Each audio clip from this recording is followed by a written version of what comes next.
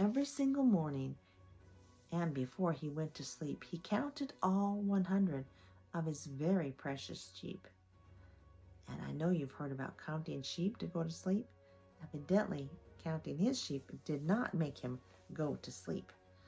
But one morning, as he counted his sheep which stood in line, he discovered one was missing. There were only 99. Oh no, where is the other sheep? The shepherd feared one little sheep all alone might find deep dark wells, fierce animals, and dangers of all kind. And so he set out right away to find his little sheep. He searched the rocky hillside. Ooh, that's quite the cliff there. That's quite frightening. Where the crevices were deep, and that's what that is. That's a big crevasse. See the rocks falling down, down, down.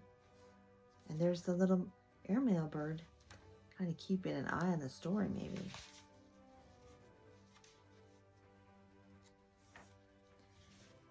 And stuck between two jagged rocks, the shepherd finally found his little sheep had fallen and was lying on the ground.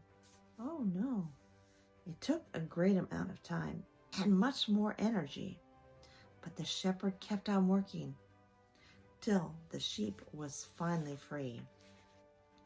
Because the sheep had hurt its leg when it took its rocky fall, it just kept toppling over and couldn't walk at all. Ow, that doesn't sound pleasant, does it? He washed the sheep's wound in a spring that bubbled from the ground, then made a bandage from his robe and wrapped it all around. The little sheep still stumbled, so to keep it out of harm, the shepherd gently carried it, nestled in his arms. And that's what Jesus does for us too. When we're hurt or we're struggling, he carries us so that we can have him right beside us, close every step of the way. The shepherd knew that he had come a very long, long way. He wanted to return back home before the end of day. So the shepherd didn't stop to rest. He took no time to eat. He walked, and in his arms the sheep began to bleat. He didn't rest until the sheep was back with all the others, bleating his adventure to his sisters and his brothers.